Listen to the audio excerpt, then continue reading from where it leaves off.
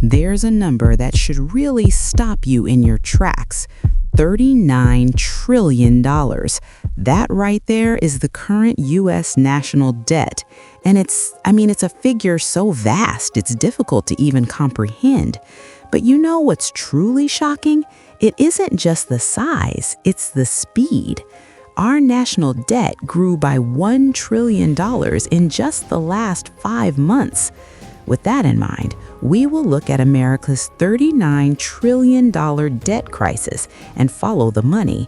We'll look at the political priorities that are driving this debt, and then we're going to contrast that with the hidden costs, the costs being paid by ordinary Americans, because these aren't just numbers on a spreadsheet.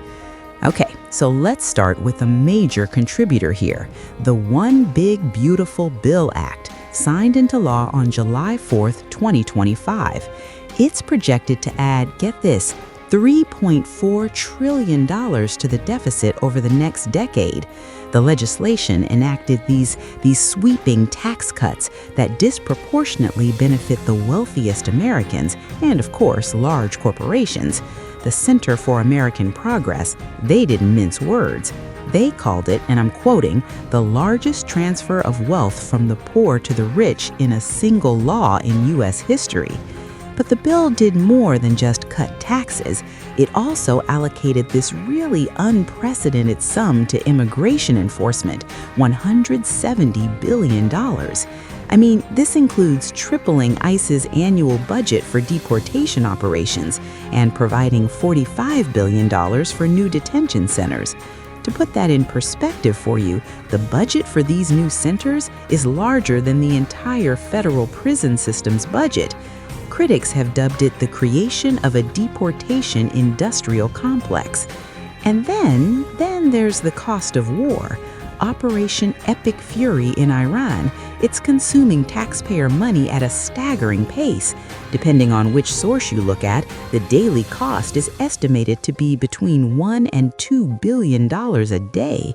And as if that weren't enough, just this week, President Trump signaled he wants more.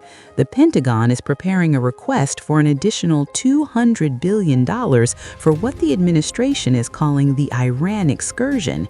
$200 billion on top of a daily spend that is already, bleeding the Treasury dry. Tax cuts for the rich, a supersized budget for deportations, a multi-billion-dollar-a-day war. That is where the money is going. Now let's talk about where it's not going. While this spending spree continues, a quiet crisis is unfolding in American homes. A recent, and it's a devastating poll from West Health and Gallup, found that 1/3 of all Americans, that's roughly 82 million people, are cutting back on food, gas, and utilities just to cover their health expenses. But the statistic that truly stands out to me is this. 1 in 10 Americans report skipping meals or rationing their medications to make them last longer because they simply cannot afford both basic necessities and health care. This is not a coincidence. It is a direct consequence of policy. The same big, beautiful bill that authorized trillions in tax cuts and enforcement that also led to an estimated 12 to 17 million people losing their health coverage. The contrast is, it's stark. The choices are clear. We can, as a nation, find up to $2 billion a day to fund a conflict thousands of miles away, but we can't seem to ensure our own citizens have enough food to eat.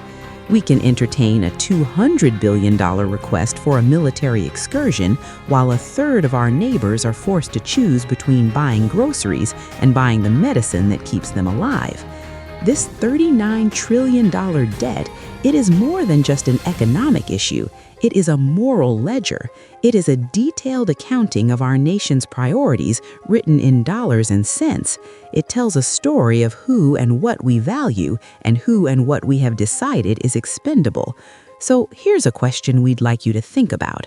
When you hear these numbers, billions for war and tax cuts while millions at home skip meals, what does the phrase national security really mean to you?